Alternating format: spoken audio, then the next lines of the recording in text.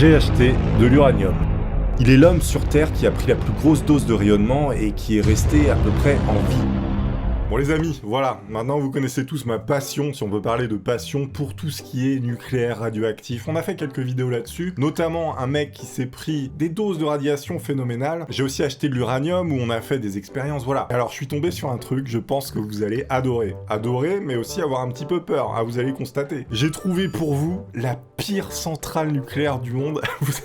Vous allez voir, c'est incroyable. Je suis tombé là-dessus, je me suis dit, ça existe vraiment ce truc-là dans quel monde on vit? Je ne veux plus vivre sur cette planète. C'est bon, mon micro enregistre bien, j'ai eu peur. Découvrons ensemble le pire endroit du monde où il y a une centrale nucléaire expérimentale. Mais alors attention, je pense que vous allez halluciner. Ce bâtiment peint en bleu et blanc apparemment anodin abrite un réacteur nucléaire expérimental. Bon déjà, quand un bâtiment nucléaire qui est censé abriter justement un réacteur ressemble plus à une piscine municipale, salut à toi jeune entrepreneur, plutôt qu'à une centrale nucléaire, c'est que déjà il y a un problème. Bon, il faut aller dans le détail, c'est très important. On voit, bon déjà c'est pas très bien tondu, il y a de la tôle en guise de toit. Normalement on met des dômes en béton, hein, je veux dire, bon.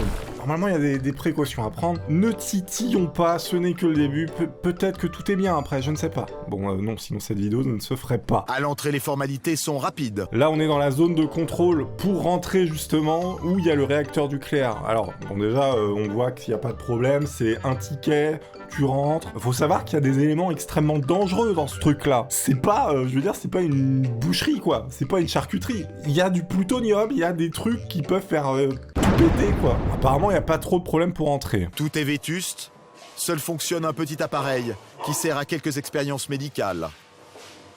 Là, ici, vous pouvez voir le premier appareil qui sert visiblement à faire quelques expériences médicales. Bon, on va revenir là-dessus. Le césium 137.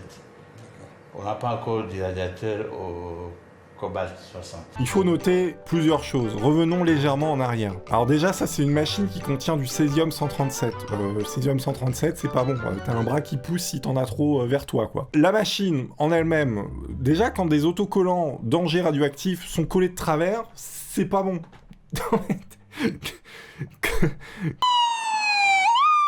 Ouais, quand les autocollants de danger, ils sont même pas bien collés, tu dis il y a un problème. Bon, quand la manivelle qui sert probablement à ouvrir le truc est rouillé, et dedans il y a du césium 137, c'est pas bon non plus. Mais attendez, c'est pas ça le réacteur nucléaire, hein, vous allez voir la suite. Donc là, le mec espère avoir un autre produit, du cobalt 60. Cobalt 60. Et c'est ça qui nous sera vraiment... qui nous fera plaisir de l'avoir. Nous avons fait déjà la demande. La demande a été faite.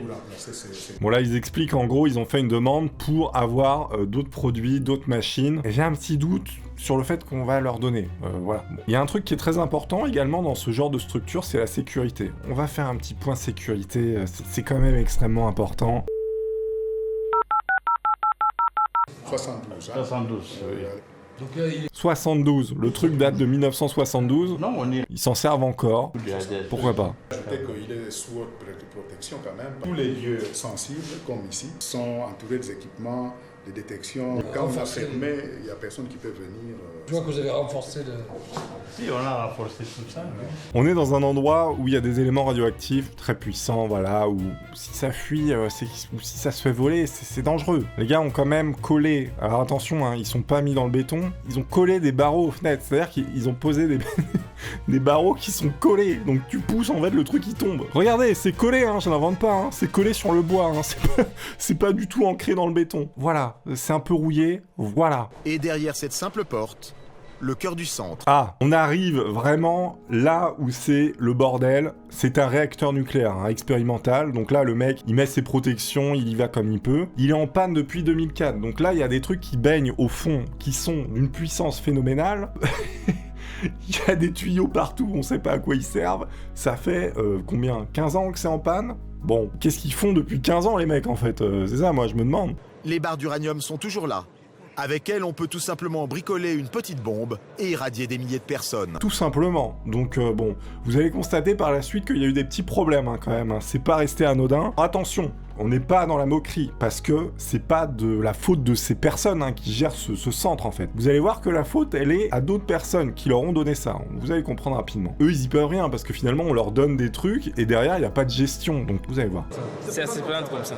Donc ça, c'est des barres d'uranium. Dedans, en fait, il y a des petits granulés d'uranium qui servent à chauffer l'eau, etc., à faire des expériences. Donc là, le présentateur demande, il y a combien de barres comme ça? Parce que c'est important, faut les compter. S'il y en a qui disparaissent, c'est pas bon, quoi. On peut pas fabriquer de bombes atomiques avec ça, mais on peut fabriquer ce qu'on appelle des bombes sales. C'est-à-dire des bombes qui vont exploser et qui vont répandre des matières radioactives et qui vont rendre des endroits non habitables, des villes entières non habitables pendant des milliers d'années. Ça, c'est possible. Avec ces trucs-là. Et donc là, le mec qui fait le reportage demande, vous en avez combien? Et voici ce que va répondre le monsieur. Vous en avez combien là? Oui, il y en a un certain nombre, c'est suffisant. Il y en a un certain nombre, c'est suffisant pour faire fonctionner le réacteur. Même le gars à côté, il tourne la tête. Il s'est dit, je n'ai rien à voir avec cette réponse. C'est pas moi, c'est lui qui l'a dit. En fait, le problème, c'est que t'as des barres d'uranium, mais tu sais pas combien il y en a dans ton réacteur. Alors que bon, c'est quand même le truc principal, quoi. Je veux dire, à un moment donné. Bon, il est quand même embarrassé parce que c'est une question qui revient souvent. C'est-à-dire qu'ils se font contrôler tous les ans, et tous les ans, on leur dit, vous en avez combien? Et tous les ans, en fait, ils savent pas, quoi. Bon. Des matières nucléaires, et chaque année, ils viennent pour vérifier la quantité... Le chiffre, le verbe, voilà, exact. La question du comptage est plus sensible qu'il n'y paraît. En fait, le problème, c'est que dans cette centrale, c'est qu'une année, en fait, il a manqué une barre. C'est-à-dire qu'il y a une barre qui s'est fait voler. Et on l'a retrouvée en Italie. C'est-à-dire qu'il y a des mecs... Alors, comment elle a disparu? Est-ce qu'elle a été vendue? Je ne sais pas. Mais la mafia italienne s'en était procurée une. Et avec ça, on peut faire des ravages, je vous le dis. Donc là, on peut voir les images. Ils ont retrouvé la barre. C'est les flics. Ils sont en train de faire des tests. Ah non, c'était 2 barres. Excusez-moi. C'est 2 barres qui ont disparu. Il y a 35 minutes. Donc là, le mec dit...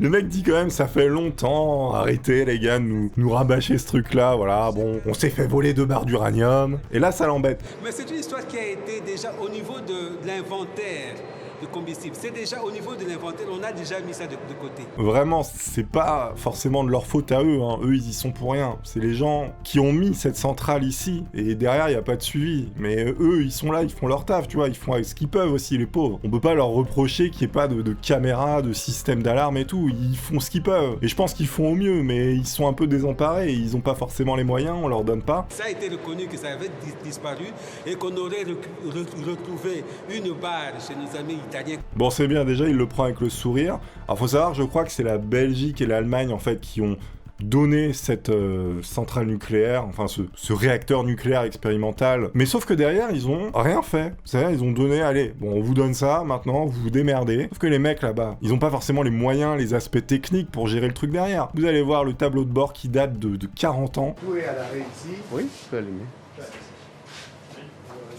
Pas la haute tension. Alors déjà, t'es dans une centrale nucléaire, si t'appuies sur le truc on et que tout s'allume en rouge, c'est que c'est pas bon. Donc là, je sais pas ce qu'il va faire, il va appuyer, je crois, sur tous les boutons en espérant que ça fasse quelque chose, mais le machin ne démarre plus depuis 15 ou 20 ans déjà. T'as l'impression d'être dans Star Trek, non mais vraiment.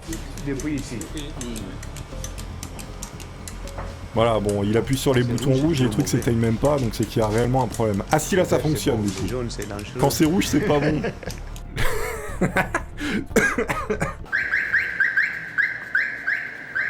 Bah, ce qui est énorme, c'est que les mecs, ça les fait marrer, quoi. Enfin, tant mieux, et bon, peut-être pas tant mieux, mais voilà, ils font avec ce qu'ils peuvent. Pas de quoi affoler les savants. Il faut remplacer tous les pupitres des commandes. Voilà. Parce que l'électronique a un peu vieilli. Donc là, ils disent qu'il faut remplacer tout le pupitre. Il y en a à peu près pour 1 million d'euros. Évidemment, personne ne veut payer la facture. Regardez, $1 million même. Vous refaites pupitre. le poste de commande, vous le refaites à neuf et vous pouvez encore utiliser votre réacteur pendant longtemps. Exactement, c'est ça, pendant longtemps, au moins une dizaine d'années. Nous, les Congolais, nous voulons le redémarrage. Et pendant que c'est au Congo. Si maintenant il y a Ils veulent un d'autres redémarrage. possibilités, on peut construire un autre. Alors là, il propose de construire un autre réacteur. Je pense que vu la gestion de celui-ci, je suis pas sûr que quelqu'un veuille financer ça. Après, pourquoi pas? Mais faut que derrière, les pays qui leur filent les réacteurs, que ce soit la France, la Belgique ou j'en sais rien, des pays qui peuvent fournir ça, faut aussi faut les aider sur le long terme, quoi. Je veux dire, tu donnes pas un réacteur nucléaire, vas-y frère, fais ta tambouille, 40 ans plus tard, tu te débrouilles, t'achètes un pupitre. $1 million. Personne n'a $1 million pour acheter un pupitre. Je suis désolé. Après, c'est normal qu'il y ait des trucs qui disparaissent et tout, voilà, donc eux, ils y peuvent rien. Deuxième phase. Mais bon, Il y a des opinions, hein. L'opinion américaine qu'il faut démanteler. Et nous, on ne veut pas. Ah donc les Américains veulent démanteler le truc apparemment, parce que bon, visiblement il y a quelques petits dangers, on n'est pas sur un truc hyper safe, mais eux ils veulent pas, ils ont dit non, vous nous laissez notre truc, et voilà, bon, c'est eux qui veulent, hein. Pas sûr que quelqu'un soit prêt à les aider. Le nouveau... En tout cas, ils clignotent bien, hein, ça fait une belle guirlande. Ah, j'avais trouvé ce truc complètement incroyable. Alors, est-ce qu'il y a eu une suite depuis? J'espère qu'ils s'en sont sortis, j'espère qu'on leur a donné des moyens pour, justement, faire de la recherche, parce que c'est le but de ces réacteurs. Dans tous les cas, en attendant, je vous invite à cliquer sur cette vidéo. Peut-être que vous allez apprécier, peut-être que vous l'avez loupé. On se dit à très bientôt pour de nouvelles aventures. Portez-vous extrêmement bien d'ici là, les amis. Au revoir.